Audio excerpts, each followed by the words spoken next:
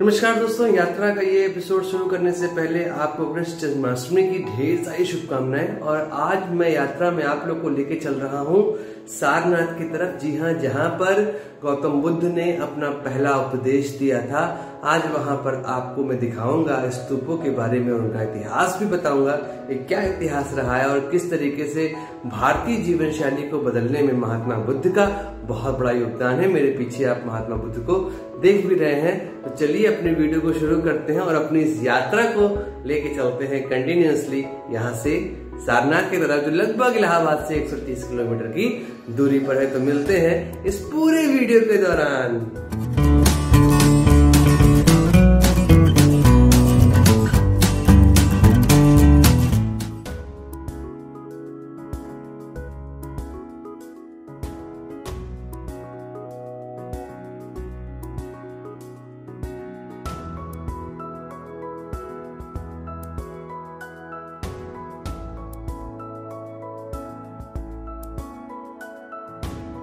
लोग सारनाथ पहुंच गए हैं। आगे देख रहे हैं पूरा मार्केट है, ये सामने म्यूजियम है। और अभी हम लोग जैन मंदिर जाने वाले हैं। ये रोड जा रही है, ये जैन मंदिर जाएगी। फिर बाद में मैं आपको इसके अंदर ले चलूँगा। अभी हम लोग इधर चलने वाले हैं और देखने वाले हैं मंदिर को। उधर 80 फीट के जो गौतम बुद्ध है उस तरफ, इस रोड पे आप जहाँ देख रहे हैं सामने, फिर उधर चलेंगे हम लोग।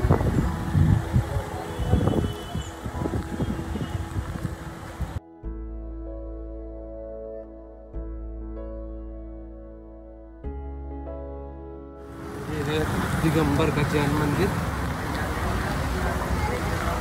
दिगंबर जैन मंदिर आप देख रहे हैं। जैन मंदिर में दो ग्रुप होते हैं। श्वेतांबर जो श्वेत वस्त्र धारण करते हैं और एक दिगंबर जो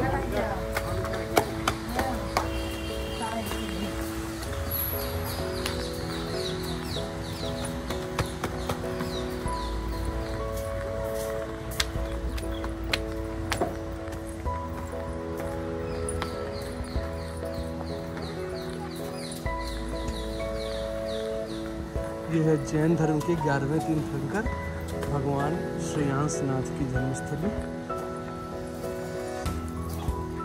आप चल रहे हैं कि हम लोग,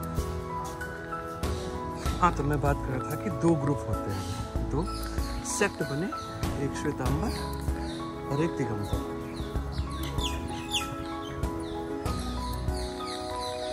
ये है दिगंबर जैन।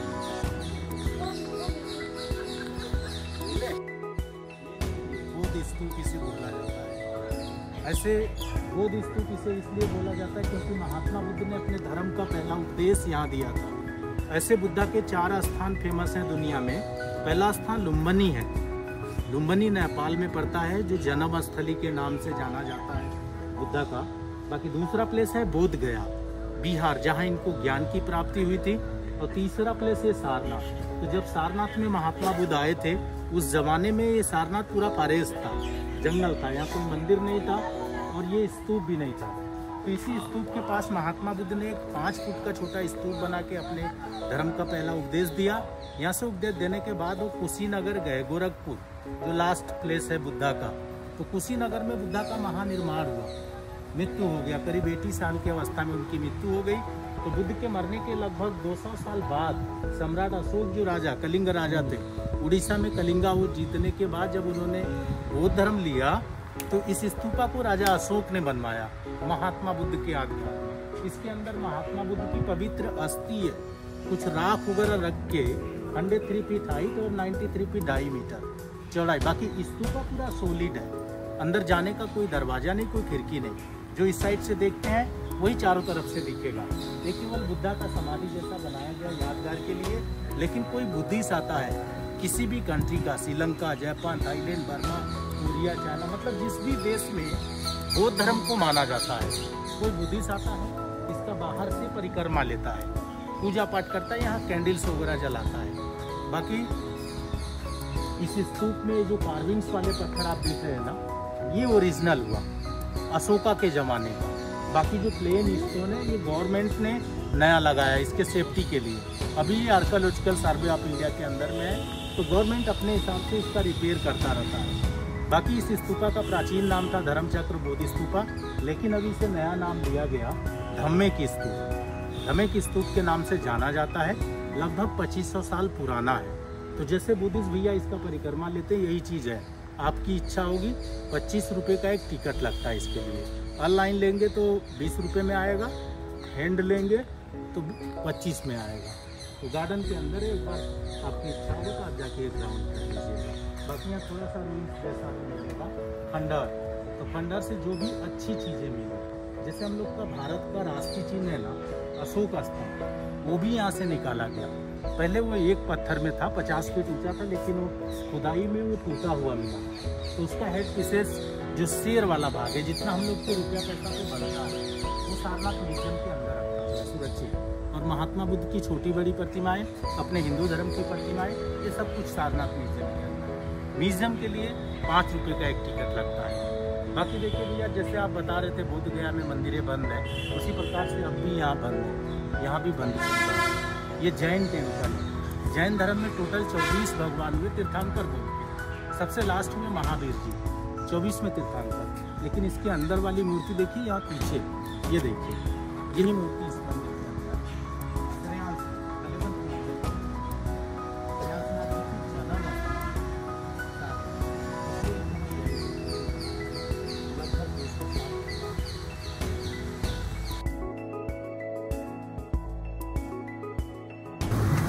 अब हम लोग चल रहे हैं ये 80 फीट बुद्ध की प्रतिमा की तरफ। ऐसा ही प्रतिमा जो है बोध गया में भी है, ऐसी ही प्रतिमा, लेकिन वो पद्मासन में है बैठी हुई। ये एंट्री गेट है इसका। यहाँ से आप भगवान बुद्ध के चरण देख रहे हैं।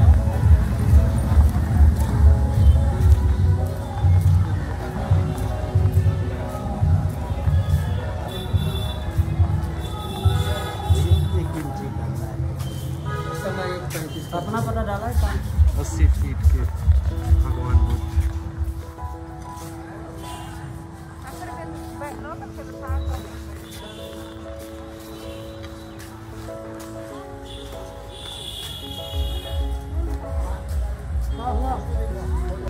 हाई टेम्पल है ये, हाई मतलब समझ रहे।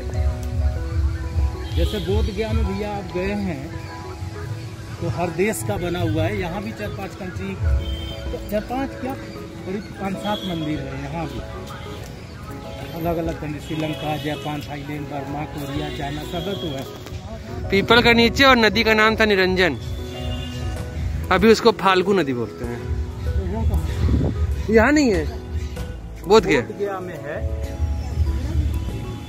वही जैसे दर्शा दिया गया यहाँ पीपल वृक्ष के नीचे उनको मिला था। देखिए ये पीपल वृक्ष है, यही बनाया गया है। बाकी ये सारी मूर्तियाँ बुद्धा की हैं, अलग अलग मुद्राओं में बनाई।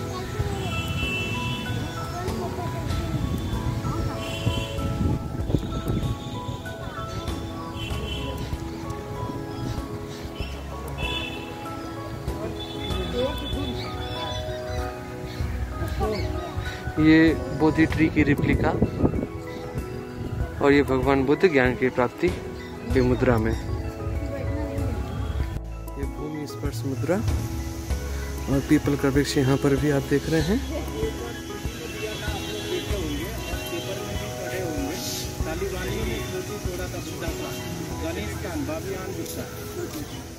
टूट गया तो उसी के यादगार में ये थाईलैंड के लोगों ने अभी नया बनवाया है। हाँ 2011 में इसका उद्घाटन हुआ। 16 मार्च 80 फीट 9 इंच का है, लेकिन 1 इंच तो नहीं हुआ, सब 30 में लगा, पता लग रहा है। लगभग 280 पीस लगा के इसको बना। यहीं से लगभग 150 किलोमीटर या चुनार है ना, चुनार का बलवा पत्थर है बोला जाता है।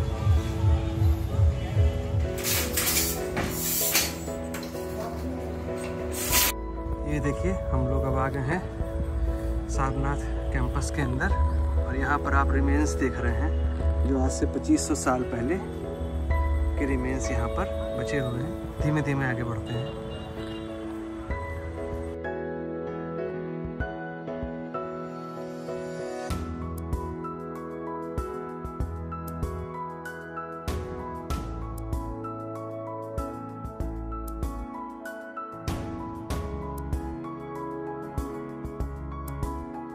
ये आप देखिए रिमेन्स।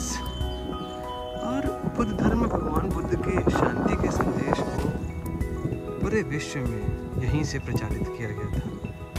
सबसे पहले भगवान बुद्ध ने अपना जो संदेश है वो यहीं पर दिया था। आप देख रहे हैं यहाँ पर आपको एक अलग से शांति का एहसास हो रहा होगा।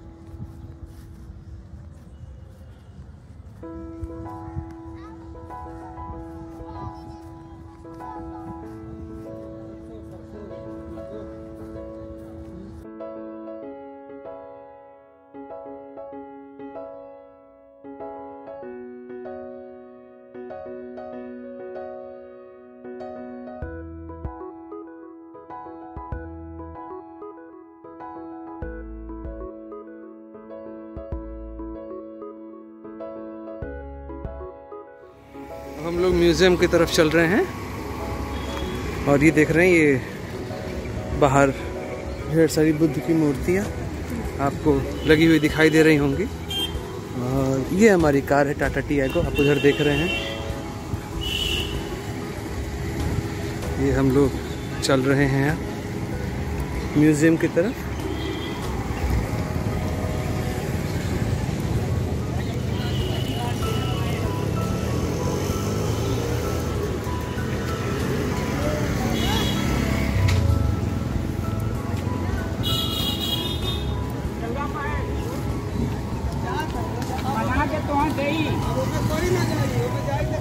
ये यहाँ से एंट्री है। अब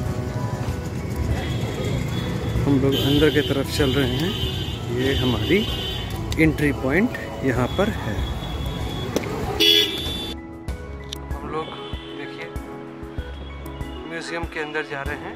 ये आपको दिखाई दे रहा होगा, ये म्यूज़ियम का मेन एंट्री है और यहाँ से हम लोग एंट्री अंदर की तरफ करेंगे। अब हम लोग काशी विश्वनाथ के लिए निकल दिए हैं।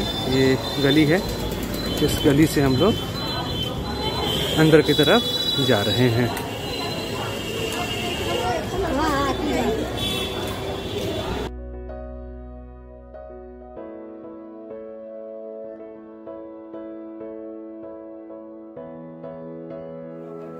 अब ये मंदिर की तरफ हम लोग प्रस्थान कर चुके हैं।